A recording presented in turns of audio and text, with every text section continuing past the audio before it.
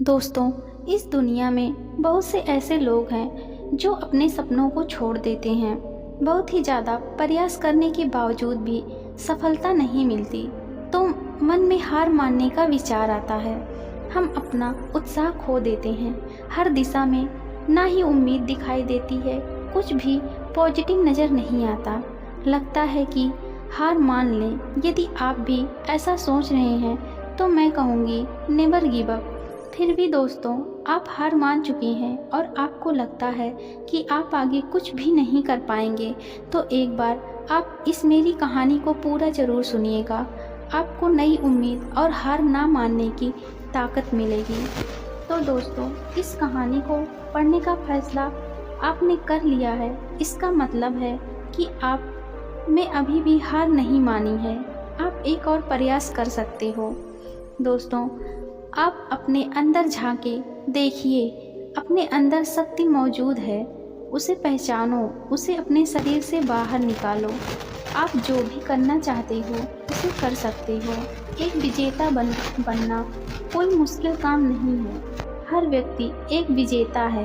आपके अंदर एक विजेता है। उस विजेता का कहना है कि नेवर गिव अप। आप अभी भी निराश हैं और इसलिए अपने लक्ष्य को छोड़कर जा रहे हैं। इसमें आपकी गलती नहीं है, क्योंकि ज़्यादातर लोग ऐसा ही करते हैं। पर कुछ लोग प्रयास करना जारी रखते हैं, उसे सफलता ज़रूर मिलती है।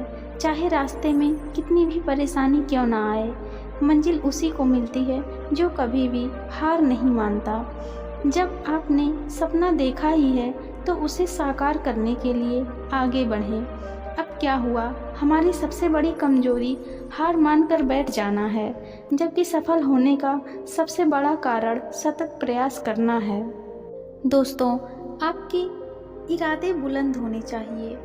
तब तक हार मत मानो जब तक लक्ष्य प्राप्त ना हो जाए। इसलिए असफलता को इग्नोर करो, अपने काम में लगे रहो। डरना नहीं है बल्कि लड़ना है। अपने इरादे इतनी मजबूत रखो कि हार मानने का विचार ही ना आए। अपने लक्ष्य को महसूस करो और उसे अपनी बंद आँखों से देखो और महसूस करो कि आपने उसे पा लिया है। आप उस काम को कर सकते हैं जो आपको पसंद है। ऐसा करने से आप में पॉजिटिव एनर्जी का संचार होगा, जो आपको अपने लक्ष्य के प्रति काम करने में आगे बढ़ाएगा। तो दोस्तों, चलिए इस बात को एक छोटी सी कहानी के माध्यम से समझते हैं। एक गांव था, उसमें एक आश्रम था। आश्रम में एक आचार्य और उनके 3 शिष्य थे। आचार्य ने उन शिष्य से पूछा कि उन पहाड़ी के पीछे क्या है, वह देखकर आना है। आचार्य ने अपने पहले शिष्य को आदेश दिया और कहा, पहले तुम जाओ और पता करके आओ कि उन पहाड़ी के पीछे क्या है। शिष्य ने अपने आचार्य का बात मानकर उस पहाड़ी के पीछे क्या है वह खोजने आगे चल पड़ा। रास्ते में कई सारी मुश्किलों का सामना करके वह आधे रास्ते तक पहुंचा। बाद में उसके मन में नेगेटिव विचार आने लगे और वह पीछे मुड़ने का फैसला कर लेता है। वह शिष्य वापस अपने आश्रम चल पड़ता है। आश्रम लौटने के बाद वह आश्चर्य से कहता है कि मैं आधे रास्ते से ही लौट आया। फिर आचार्य ने दूसरे शिष्य को आदेश दिया कि तुम उस पहाड़ी के पीछे क्या है वह खोज के लाओ। आचार्य के आदेश से वह दूसरा शिष्य अपने मार्ग पर चल पड़ा। पहले शिष्य की तरह उन्हें भी शुरुआती रास्ते में बहुत सारी कठिनाई और मुश्किलें आईं।